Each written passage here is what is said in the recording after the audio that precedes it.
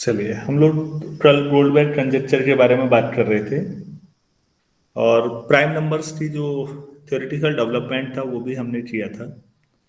उम्मीद है आप लोगों को कुछ चीज़ें समझ में आई होंगी उसमें। आज इसको लास्ट ही करते हैं ताकि हम नेक्स्ट क्लास से फिर नया चैप्टर शुरू कर पाएं।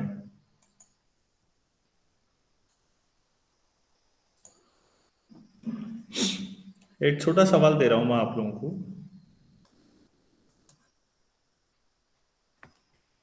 मेरे ख्याल से आप डायरेक्ट ही कर लोगे इसको। Prove that the sequence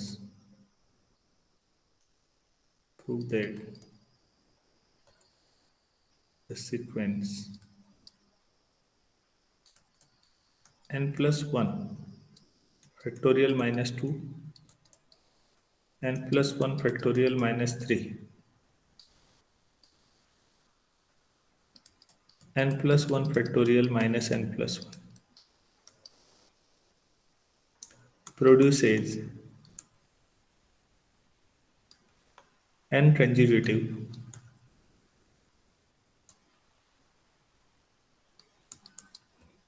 composite integers.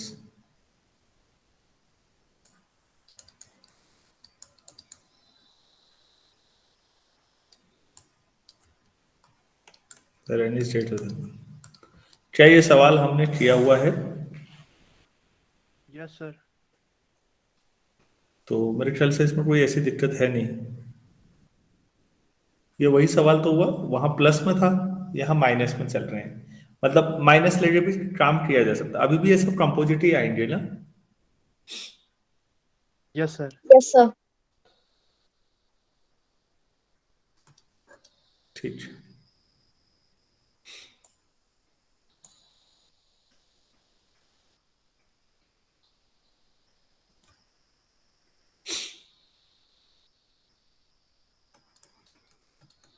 कुछ इंफॉर्मेटिव क्वेश्चन है। Find the smallest positive integer n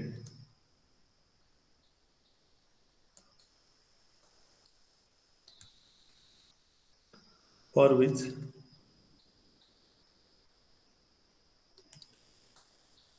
fn equal to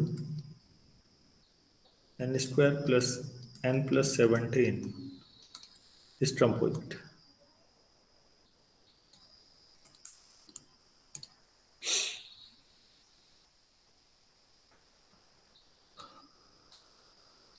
Do the same for gn equal to n square plus 21n plus 1 and hn 3n square 3n plus 23। लोगों ने कितना जबरदस्त काम किया है इस पर। एक फंक्शन कल बताया था मैंने आप लोगों को, जो बहुत सारे प्राइम नंबर देता है 39 तक, लेकिन फिर फेल हो जाता है। 0 से लेकर 39 तक लगातार 40 प्राइम देता है, ये भी कम नहीं है। तो अलग अलग लोगों ने अलग अलग बनाए होंगे ऐसे फंक्शन।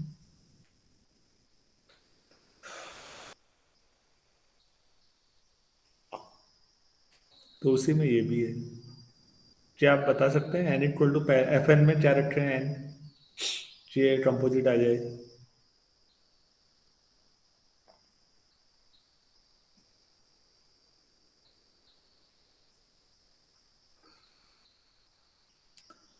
अब में से कोई ट्राई कर रहे हैं?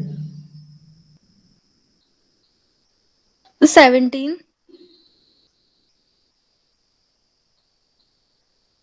17। अच्छा हाँ, कल वाला ही जैसा ना।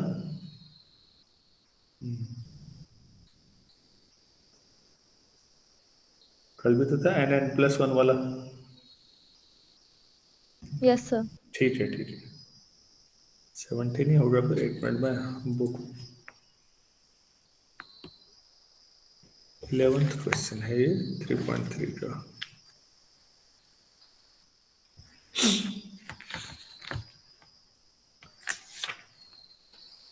थ्री पॉइंट थ्री का 11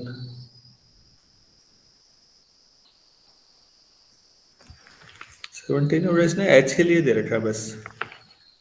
एच के लिए 22 दे रखा है, बाकी एफ और जी के लिए कुछ नहीं दिया है, लेकिन आपकी बात सही लग रही है मुझे, सही है वो। सर इसको And हिट एंड ट्रायल से करना है? यही तरीके हैं बच्चों, एक तरफ से रख के, इसीलिए ये क्वेश्चन एग्जाम में शायद ना आए, ये केवल मैंने वैसे लिखा दिया, ऊपर वाला क्वेश्चन तो था स्लाइड, ये केवल ट्रायल एंड एरर वाले ही है, इसीलिए एलिमेंट्री मैथ्स में डाले गए हैं, थ्योरी में नहीं है अभी। थ्योरी असली जो शुरू होनी है वो अगले चैप्टर से है, कॉन्ग्रुएंस। कॉन्ग्रुएंस ही दमदार चीज है जो सिखाई जानी जरूरी है।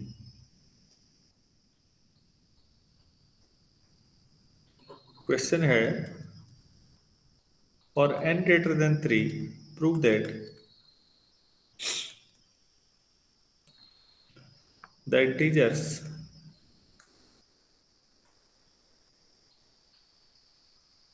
n, n plus 2, n plus 4 can't all be prime।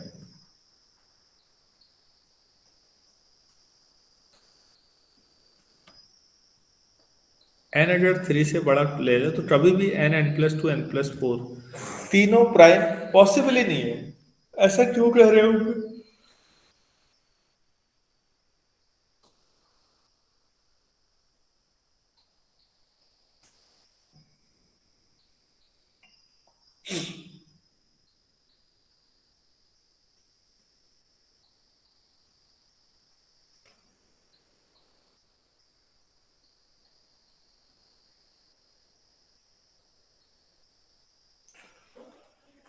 इसको कैसे किया जाए जरा सोचिए प्लीज।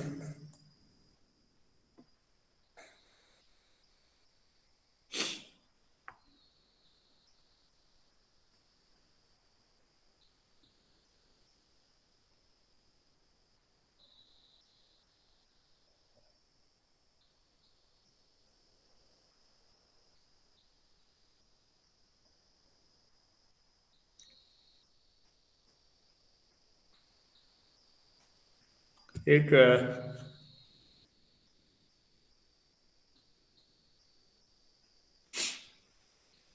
जो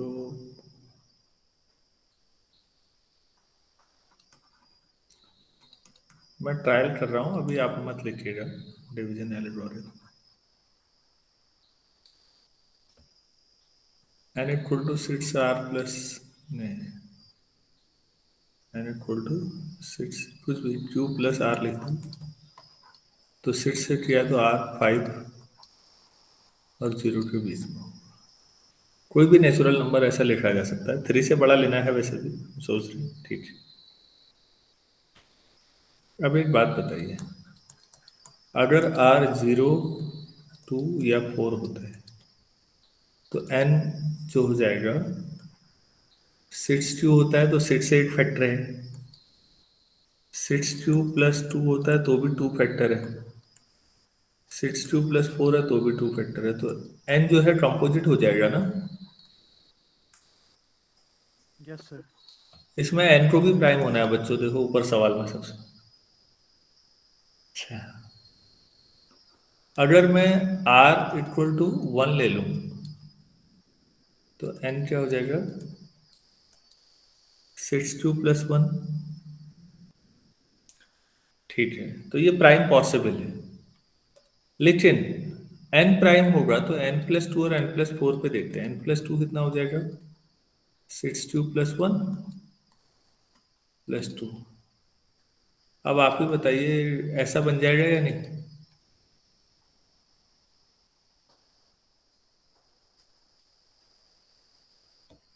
तो एन जैसे तैसे सोच रहे थे हम, क्या पता प्राइम हो, अब क्या पता, श्योर तो नहीं थे, लेकिन अगर आप लेते तो एन प्लस 2 तो गारंटेड है कंपोजिट हो गया, क्लियर है। Yes sir. Yes sir. अच्छा, अब आप अगर आर अगर आप 3 ले लें फिर अब, तो एन आपके पास हो जाएगा 6 2 + 3, तो ये तो वैसे 3 ऊपर ही काट देना चाहिए था, 3 में भी, चलो हो गया, ये भी कंपोजिट आ गया। अब क्या बचा, R5 लें तो n आ जाएगा 62+5, ये हो सकता है। लेकिन n+4 करोगे तो 62+5+4, फिर 9, 3 कॉमन।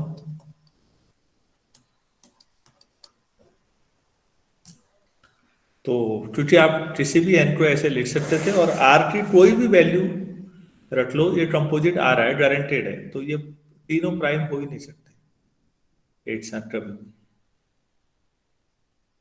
क्या मैं ये क्वेश्चन आप लोगों को समझा पाया? Yes sir. ये सर ये एग्जाम, हाँ जी, हाँ सर हाँ। इसमें अगर हम division algorithm n is equals to 3q+r करें तब भी हो जा रहा है। सर उसमें भी हो रहा है। तो मैंने ये, क्योंकि हम 3Q या 6Q कई बार कर चुके हैं अदिति, मैंने इसलिए लगाया, मुझे भी श्योर नहीं था मैं कि हो पाएगा। यस सर, मैंने पहले 2 से ट्राई किया फिर 3 से। हाँ ठीक हो गई, बढ़िया। तो बच्चों, कभी भी तीन प्राइम ना इस तरह से नहीं आ सकते कि उनमें दो दो का गैप हो और लगातार तीन हो, ऐसा नहीं हो सकता।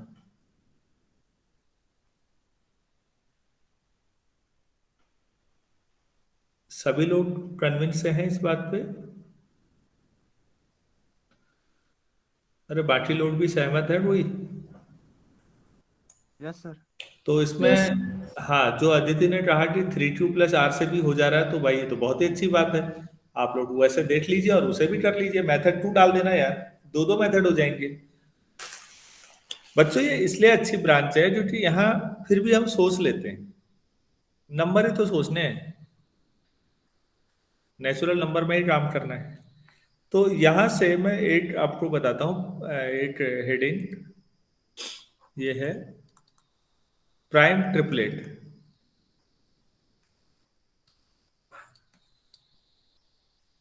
Three integers, three positive integers कर लेता हूँ, p, p+2, p+4 नहीं है, p+6 है, विच आर ऑल प्राइम,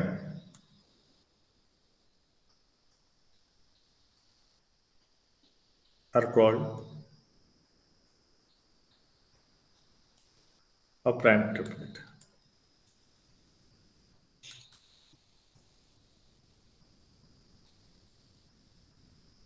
तो क्वेश्चन है, फाइंड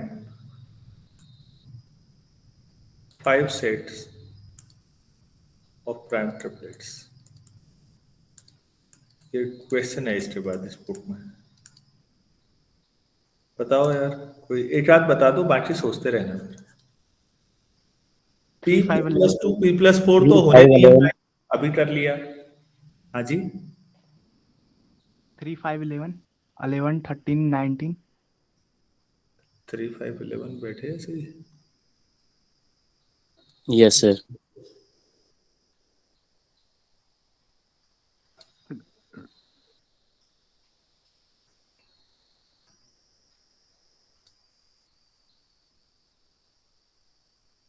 अगर 3 रख रहे हो तो 3, 3+2, 3+6, 11 13 17।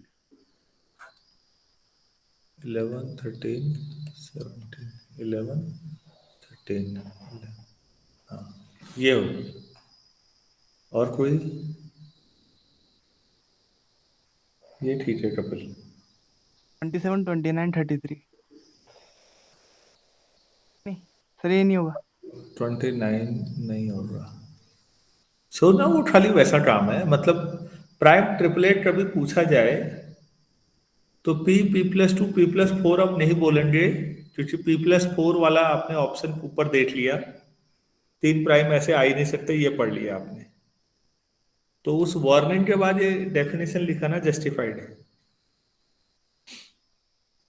सर ये कॉन्जिक्यूटिव होने चाहिए क्या? नहीं, उनके बीच का गैप 2 और 4 है बस। p+2 p+6, इनके बीच में भी कुछ आ जाता है प्राइम, वो छोड़ दो, ओके सर। ये तीनों प्राइम होने चाहिए। सर जो पहले उसने एग्जांपल बताया था 3 5 11 वो हो जाएगा ना? नहीं, नहीं होगा ना। +6 से लेंगे ना सर? अदिति, इसमें पीटी जो क्या रखोगे? 3? Yes sir. तो 3, 3 + 2 5, 3 + 6 9 आ जाएगा ना। Okay sir, okay okay. हाँ, कोई बात नहीं, ऐसा सर मेरे 17, 19, 23। 17, 19, 23। देखो भाई, यहाँ पीटी जो 17 रख के देख लो। 17, 17 + 2 19, 17 + 6 थ्री हुआ 23। वाह यार, बहुत बढ़िया। बस ऐसे सोचते रहना बच्चों, बाकी 41, गूगल। 43, 47, हाँ 41, 43, 47। हाँ, ठीक हो गया, बढ़िया यार, आप लोग बहुत बढ़िया सोच ले रहे हैं। मैंने तो एक ही सोचा था शुरू में बस। ठीक है, ठीक है। तो अब हमें देखिए ना, जब ट्रिपलेट आता है दिमाग में, तो हमें ये ध्यान रखना है कि P+2 और P+4 नहीं है, P+6 है, क्योंकि 4 में तो हम देख चुके हैं कि पॉसिबल ही नहीं है। ये भी देख लिया हमने। तो ये क्वेश्चन यहाँ तक तो मुझे लगा कि ठीक है कुछ चीजें।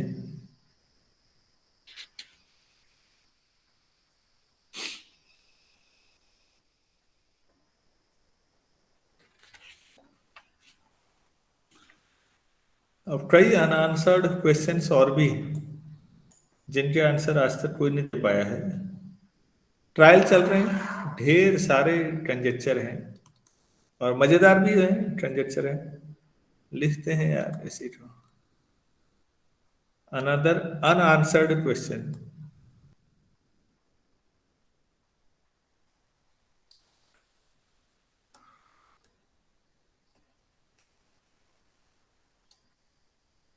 is whether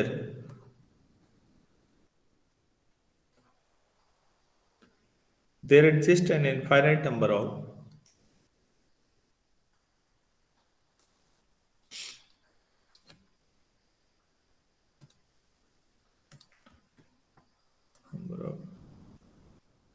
sets of 5 consecutive odd integers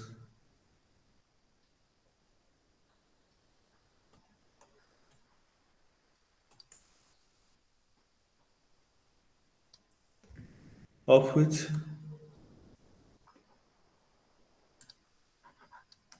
4 are primes. Find such 5 such sets of integers.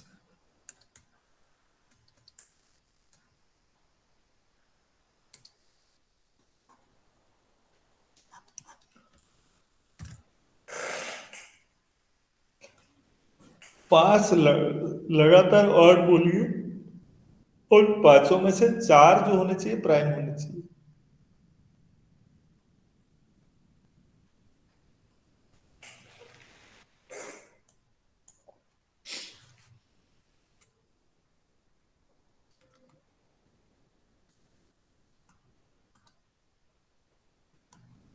ये ठीक है।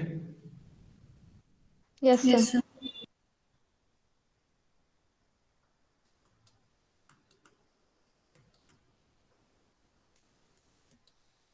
ये भी ठीक है।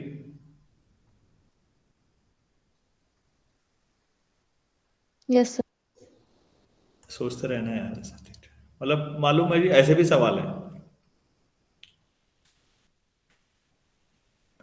कि 5 कंजिक्यूटिव प्राइम लें और उसमें से ऑड इंटीजर लें, उसमें 4 प्राइम हो, ऐसे कितने कॉम्बिनेशन बनेंगे। इसका आंसर कोई नहीं दे पाया आज तक कि ऐसे हमेशा होंगे नहीं होंगे, पता नहीं। वो मालूम होना चाहिए। अब एमएससी के स्टूडेंट्स हैं तो ठीक है।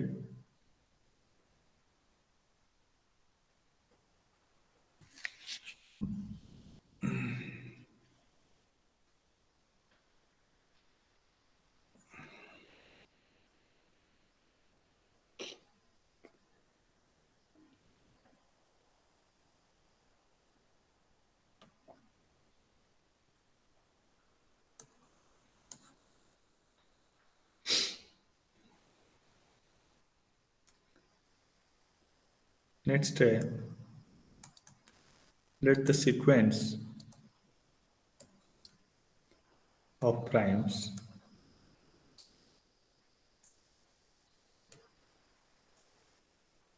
प्राइम में 1 भी ले लीजिए इस बार, 1 एडजॉइंट, 1 एक्स्ट्रा मतलब वो नहीं है, इसके साथ जोड़ दिया addition, B denoted by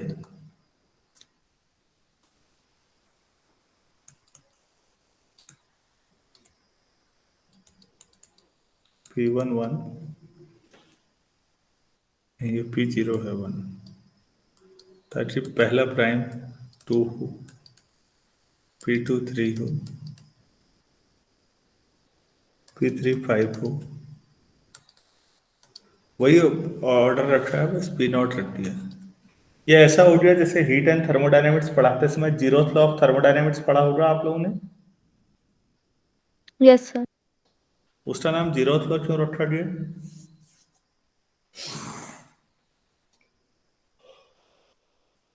sir क्योंकि वो फर्स्ट सेकंड और थर्ड लॉ के बाद आया था, पर वो ज्यादा फंडामेंटल था। वाह बहुत बढ़िया, शाबाश।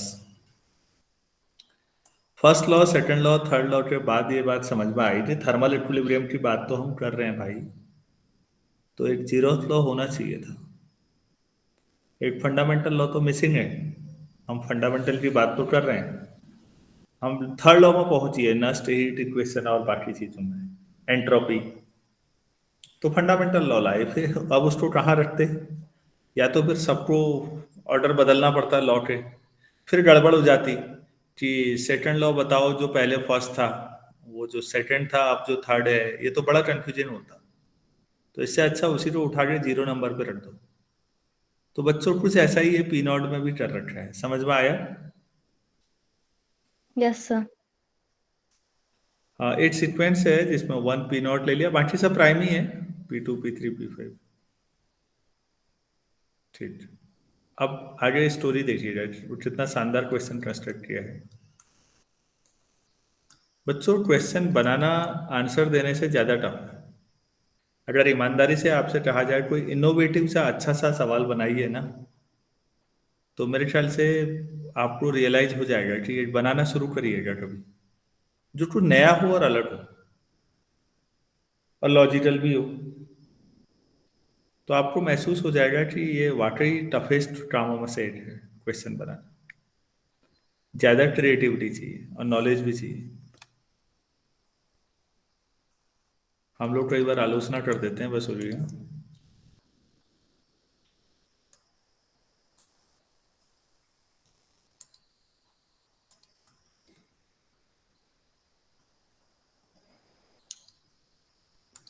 suitable choice of coefficients.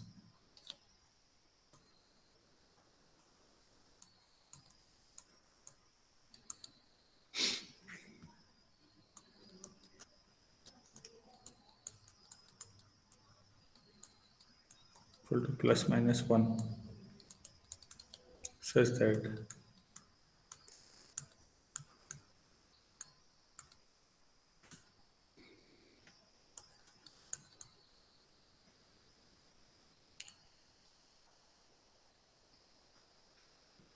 P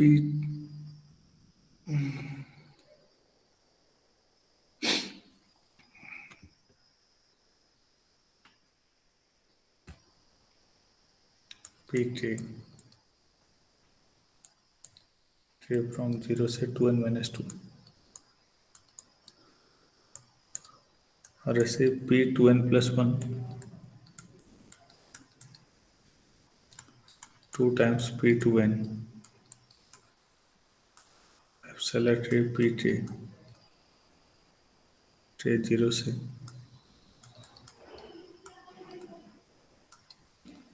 2n minus 1। ये क्वेश्चन है अभी तक, ध्यान से देखिएगा, ये वाकई एमएससी के लायक सवाल है जो सोचना है आप। For example 13 equal to 1 plus 2 minus 3 minus 5 plus 7 plus 11 17 equal to 1 plus 2 minus 3 minus 5 7 minus 11 plus 2 into 13.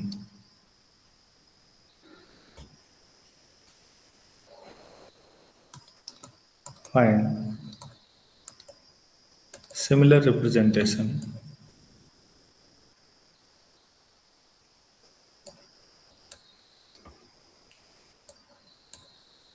for 23, 29, 31 and 37. क्या कहा है पहले सवाल समझा सकते हैं कोई स्टूडेंट? जवाब तो बात की बात है।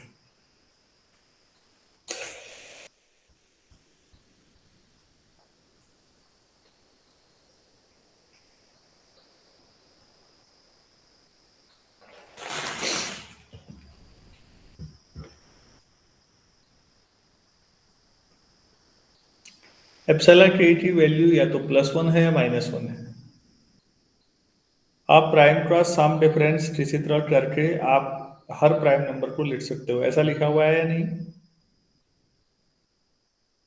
Yes sir.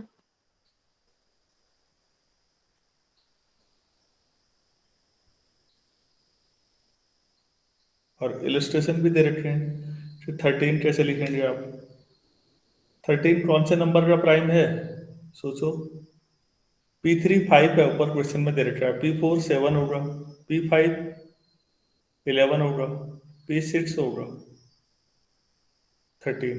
P6 मतलब P6 नीचे सफिक्स में, P के नीचे सफिक्स में इवन आया या नहीं? Yes sir. बच्चों ये जो सीक्वेंस चल रहा है अगर इसी को जारी रखते हो तो P6 13 है और P7 17 है, तो P6 का मतलब P2n वाला फॉर्मूला लगा दिया उन्होंने, ये वाला। तो फॉर्मूला कैसे लगाया होगा सोचिएगा। 2n को 6 मान लो तो n 3 हो गया ना? Yes sir. n की जगह 3 रखो बच्चों इस फॉर्मूले में, सोचो थोड़ा। तो P6 n की जगह 3, n की जगह 3 रखेंगे तो P5 प्लस k कहाँ से, 0 से लेके 4 तक एप्सिलॉन के P की वैल्यू रख लीजिए प्लस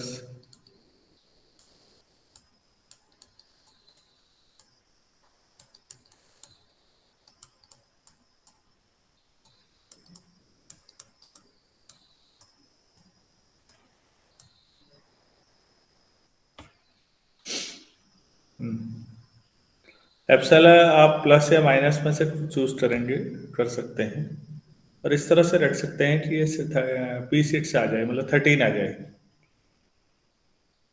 ऐसा ही 17 के लिए किया है। तो वो ये कह रहे हैं कि ऐसा आप 23, 29, 31, 37 के लिए कर सकते हैं क्या?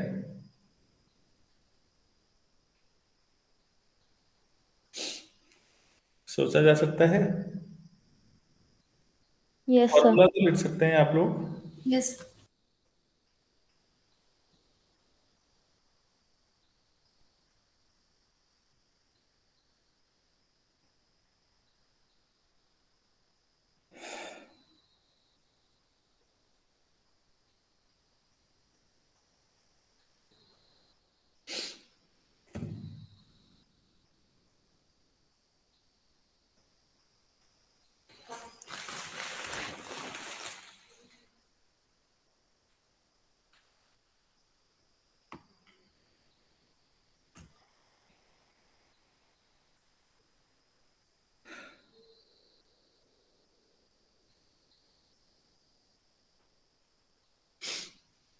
ये आपकी अपनी मेहनत है, लगातार इंटरेस्ट है तो बैठ के करने वाला क्वेश्चन है। Next question, if p and p square plus 8 are both prime numbers, are both prime numbers, then prove that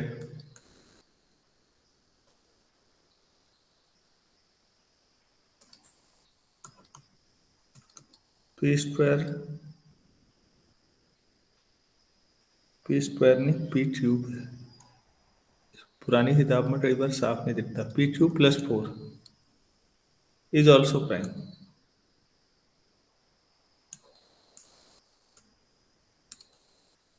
ये कैसे किया जाए?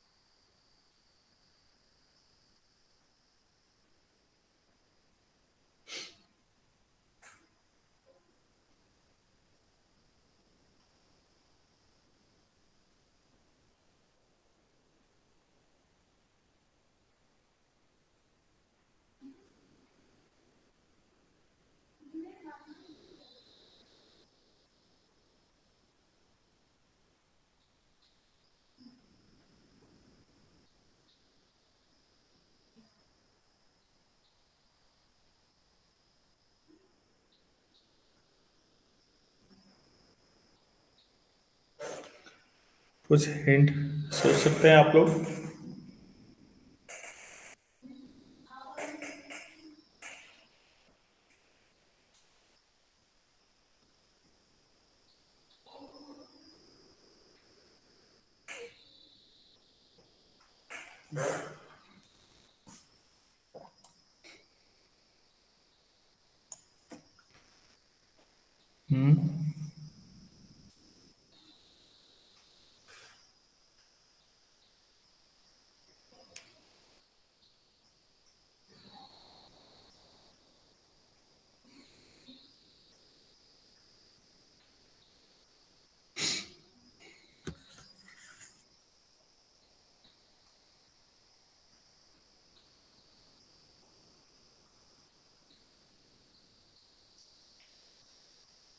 सर इसमें p की वैल्यू रखनी पड़ेगी कोई।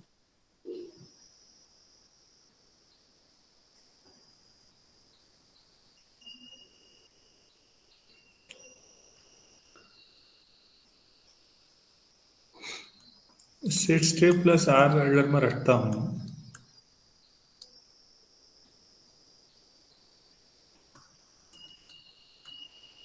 तो प्राइम के लिए six J plus 2, six J plus 3, 4,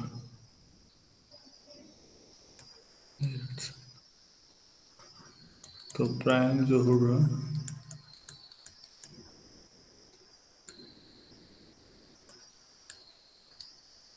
इन्हीं दो में से एक होगा, या तो सिक्स जे प्लस 1 या सिक्स जे प्लस 5, बाकी तो प्राइम पॉसिबल लग नहीं रहे।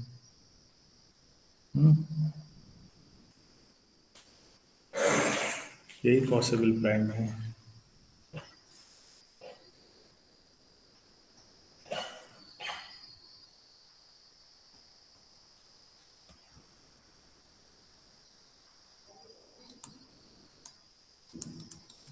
पी स्क्वायर प्लस 8, पहले एक बार मैं सिक्स जे प्लस 1 ले लेता हूँ, तो six J plus 1 square plus 8, 36 J square plus 1, 12 J plus 8,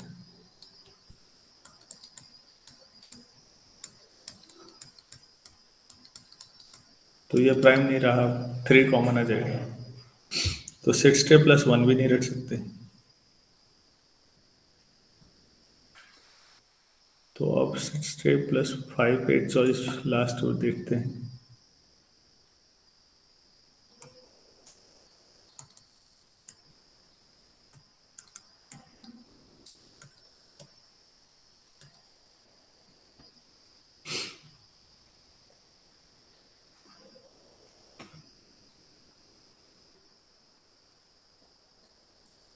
ये तब था जब प्राइम 3 से बड़ा था।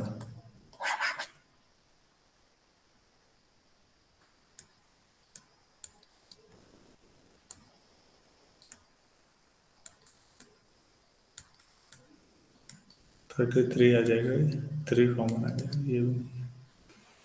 तो p अगर 3 से बड़ा लेते हो तो p और p² + 8 दोनों 8 साथ पॉसिबल नहीं है प्राइम होना। बच्चों आधा सवाल किया हमने, देखो अगर आप p को 3 से बड़ा लेते हो तो आप ऐसा लिख सकते हैं, वो ठीक है। अब उसमें ये वाली चॉइस तो पहले कैंसिल, क्योंकि इसमें तो p ही प्राइम हो जाएगा। अब ये बची थी इनमें, ये p² + 8 प्राइम नहीं रहा, तो p 3 से बड़ा तो नहीं हो सकता, क्योंकि मतलब ये भी एक सवाल हो गया कि अगर p 3 से बड़ा है तो p और p² + 8 8 साथ प्राइम नहीं हो सकते।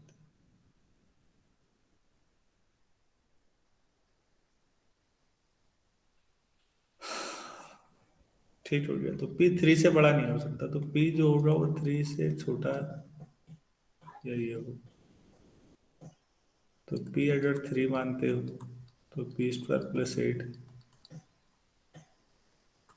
17, p³ + 4 23 और सारे 33। हाँ ये तो हो रहा है। अगर 2 लोगे तो नहीं आएगा, फिर ये इवन बन जाएगा दूसरा वाला।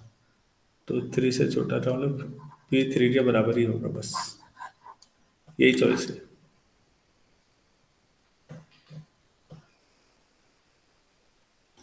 p अगर 3 से बड़ा लेते हैं तो मैंने ये दिखाया कि p और p² + 8 8 साथ दोनों प्राइम नहीं हो सकते, और ये तो डायरेक्टली दोनों प्राइम है, तो फिर p 3 से बड़ा नहीं हो सकता। p 3 से बड़ा नहीं हो सकता तो p 3 या उससे छोटा होगा। 3 में तो ये डायरेक्ट आ गया, 3 से छोटा मतलब प्राइम 2 ही होता है, लेकिन 2 में फिर p² + 8 प्राइम नहीं हो सकता। क्या मैं समझा पाया आप लोगों को? Yes, sir. यस। लैंग्वेज पूरा आराम से बनाइएगा, क्योंकि हम लोग कई बार ट्रायल टाइप की प्रैक्टिस कर रहे हैं, मैंने भी पहले नहीं पढ़ाया है, तो कई बार झटके लग जा रहे हैं, बाद में समझ में आ रहा है कि इसको ऐसे समझाना था। मैं रिपीट कर रहा हूँ, अगर आप मान लें कि p 3 से बड़ा ले लें तो आप ये दिखा दीजिए कि p और p² + 8 दोनों 8 साथ प्राइम नहीं हो सकते, क्योंकि 3 से बड़े में आप 60 + r टाइप का लिख सकते हैं। 4 चॉइस में यहाँ कैंसिल, नहीं तो p प्राइम हो जा नहीं रहेगा, p यहाँ प्राइम हो सकता है, लेकिन इन जगहों पर p² + 8 प्राइम नहीं है। आपको तो दोनों ही प्राइम चाहिए, तो फिर आपका ये सोचना गलत था। तो फिर p 3 या उससे छोटा होगा। p 3 से छोटा 2 में ये p² + 8 होगा ही नहीं प्राइम, तो p = 3 ही चॉइस है बस। सर ये p > 3 वाली कंडीशन कैसे आई? सर p > 3 वाली। ये तो बेटा हमने इसके लिए लिखी थी ना, इस कंडीशन के लिए, ये जो हमारे पास ये आया है, ये जब डिराइव किया था पहली एक्सरसाइज में प्राइम नंबर की, तब किया था। क्योंकि अगर 3 नहीं ले रहे हो तो वो जो आ रहे हैं नंबर्स वो नीचे एडजस्ट ही नहीं कर पाएंगे, के रख लो। Okay sir.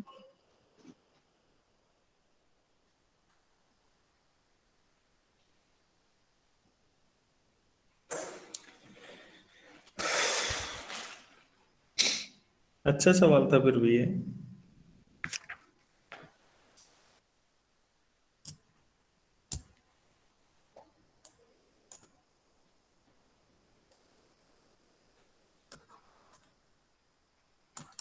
Find all twin primes, all primes नहीं, all twin primes p and q, q जो होगा फिर p + 2 होगा, तभी ट्विन होगा, for which pq - 2 is also a prime.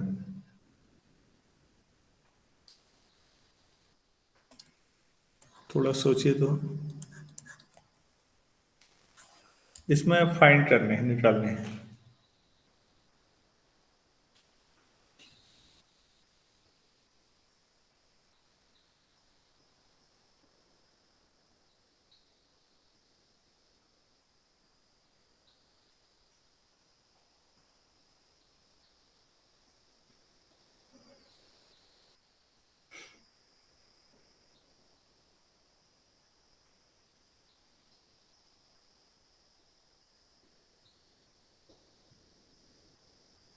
3 और 5।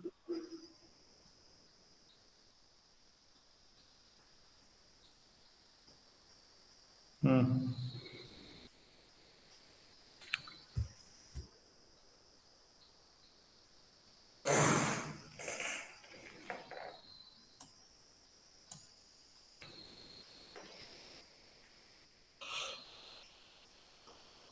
11 और 13।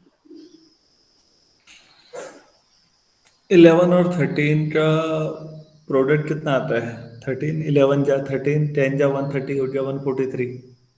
143 में से 2 घटाओ 141। 141 नहीं 3 होगा से सर। डिवाइड, वो गलत आएगा।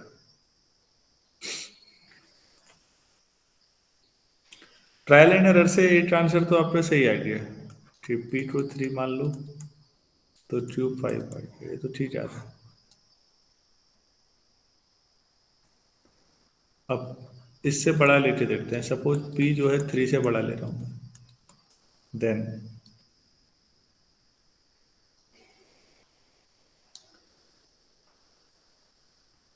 कोई भी नंबर फिर उस फॉर्म में लिखा जा सकता है 62 प्लस आर।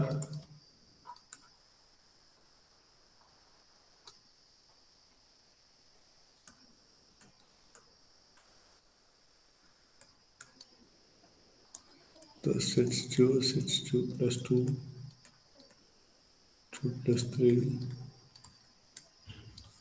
इन जगहों पर प्राइम नंबर नहीं मिल सकता। यही चीज हम बार बार लिख रहे हैं आज। अब आप सोचिए तो बाकी दो केसेस में बच्चों एक बार ट्राई करो तो।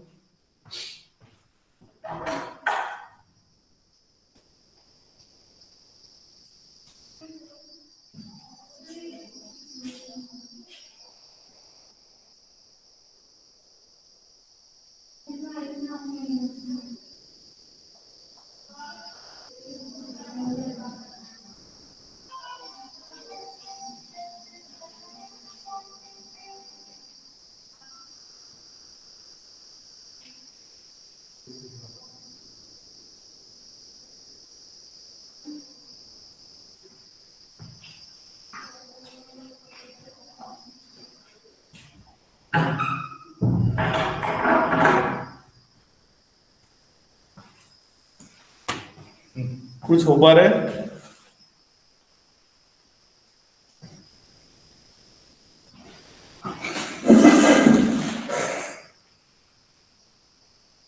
अब आपके पास वही हर बार की तरह जो प्राइम के लिए दो ही केस बचते हैं, 62 प्लस 1 और प्लस 5, यही दो लेते हैं।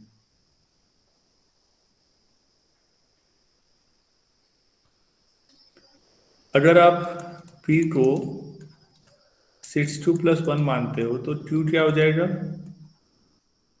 p plus 2। ये कंपोजिट हो गया है नहीं? Yes sir. ये वाली चॉइस भी नहीं ले सकते।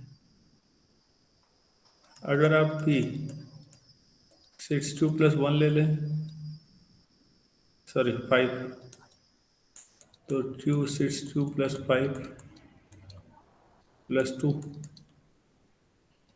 62 प्लस 7। चलो ठीक है, अभी हमें पता नहीं है कि ये क्या होगा, मान लेते हैं ये चॉइस है आपके पास। अब इन दोनों का प्रोडक्ट -2 देखते हैं। Now 62 plus 5 62 plus 7 62 plus 5 62 plus 7 -2। बच्चों क्या कोई कॉमन फैक्टर आ रहा है? ये हो जाएगा 36 yes sir. Q square plus 32 plus 42 Q plus 35 -2। हाँ 33 होगा, ये सब में 3 कॉमन आ जाएगा तो ये कंपोजिट आ जाएगा। तो एक चॉइस थी, ये भी कैंसिल हो गई। इसका मतलब बच्चों ये 3 से बड़ा हो ही नहीं सकता। ये जो आपका मानना है यहाँ पर, ये पॉसिबिलिटी आपने कैंसिल कर दी। लेकिन ये एग्जाम में आपको पूरा करना तो पड़ेगा ना, तभी तो कैंसिल होगी कि P3 से बड़ा नहीं हो सकता। अगर P3 से बड़ा नहीं हो सकता तो एकमात्र आंसर वही है जो शुरू में आपने बताया कपिल। ठीक है, यस सर। Yes sir. हाँ प्लीज आप देखिए, कई सवालों में एक ही पैटर्न चल रहा है, कोई बहुत बड़ा टफ काम तो हम कर ही नहीं रहे बच्चों। अभी हमें आता ही कितना है इस नंबर थ्योरी में, नाम मात्र का। तो हमने एक तो ट्रायल एंड एरर से देखा और ये आंसर आ गया। ठीक है, ये भी हम एग्जाम में लिख सकते हैं।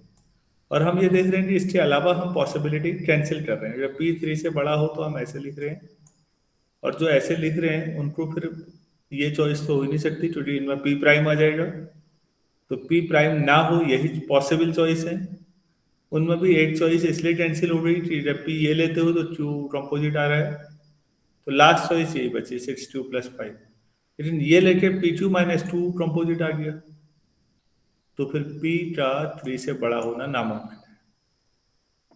तो इसका मतलब दो ट्विन प्राइम जिसमें P2 - 2 प्रोडक्ट -2 भी प्राइम हो पॉसिबल ही नहीं है 3 से आगे, केवल यही एक कॉम्बिनेशन है।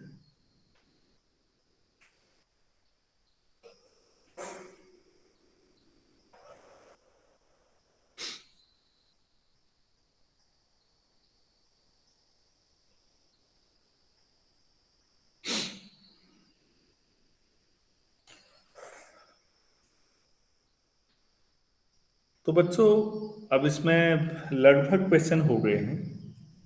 जैसे मैं यहाँ डेविड एम बर्टन को बेस बुक मान के चल रहा हूँ, तो मैं आप लोगों से ग्रुप थ्योरी में भी कह रहा था, अभी कुछ लोग नहीं थे कि मैं इस बार भी अटेंड करिएगा, क्योंकि मैं सोच रहा था पहले कि रैंडमली और किताबों से करूँ, फिर मुझे रियलाइज हुआ कि एक किताब की एक्सरसाइज तो करनी ही पड़ेगी। तो करनी है तो गैलियन को ही बेस उठाते हैं, होगा होगा नहीं होगा देखा जाएगा, कोई बात नहीं। कहीं पर कोई सवाल अटकता भी है तो प्रैक्टिस तो करेंगे, सोचेंगे हम इस बार, वरना हो ही जाएंगे अधिकतर, ऐसा कोई बड़ी बात नहीं है। तो हम गैलियन को बेस मान के पूरी किताब को कवर करने की कोशिश करेंगे वहां। और आर कुमार में यूज करता रहता हूँ छोटे मोटे न्यूमेरिकल्स के लिए, तो ग्रुप थ्योरी में। दूसरा ये पॉसिबल है कि अगले हफ्ते से कॉलेज में अगर क्लासेज भी चलानी पड़ी बीएससी फर्स्ट ईयर को भी, तो बच्चों मैं आप लोगों को सुबह 7:30 से 8:30 लीनियर, 8:30 से 9:30 नंबर थ्योरी कर सकता हूँ, क्योंकि कॉलेज में मेरे लिए इतनी सारी क्लासेज भी पढ़ानी है। नंबर थ्योरी तो सिलेबस का पार्ट नहीं है, तो एमएससी का पेपर है। अब मैं कब पढ़ाऊँ, मतलब कॉलेज के काम भी हैं, समय नहीं मिल रहे हैं। बच्चों को ऑफलाइन बुलाना मजबूरी है।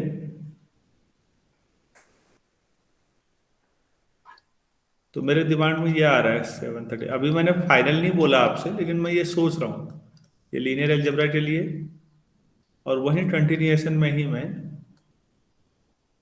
नंबर थ्योरी पूरा कर दूँ वहीं पर, ताकि मैं फटाफट भागते हुए कॉलेज आऊँ, फिर कॉलेज में करना पड़ेगा मुझे। आप लोगों को कोई दिक्कत तो नहीं है? No sir. नो हाँ, सर। सर मतलब आप ग्रुप थ्योरी के लेक्चर्स भी यूट्यूब में डालेंगे? हाँ जी, सर हाँ बेटा ग्रुप मैं डाल ही थ्योरी। रहा हूँ, हाँ हाँ डाल ही रहा हूँ लगातार, आगे भी डालूंगा, क्योंकि कॉलेज में पढ़ाना नाम मात्र का होना है ऑफलाइन। देखिए अभी 25 से शुरू करने की बात हो रही है क्लासेज ना कॉलेज में, और 29 को लास्ट वर्किंग डे है दिवाली के बाद। 29 को